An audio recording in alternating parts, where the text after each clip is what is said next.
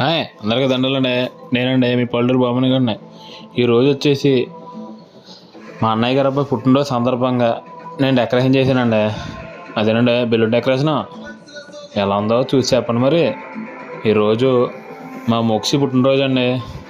ఎంత ఘనంగా చేశారంటే మా అన్నయ్య గారు మా ఫ్యామిలీ వాళ్ళు అందరూ చాలా ఎంజాయ్ చేసాం.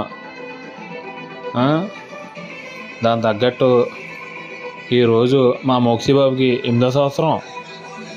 మన తరపున మన యూట్యూబ్ ఛానల్ తరపున పుట్టినరోజు శుభాకాంక్షలు.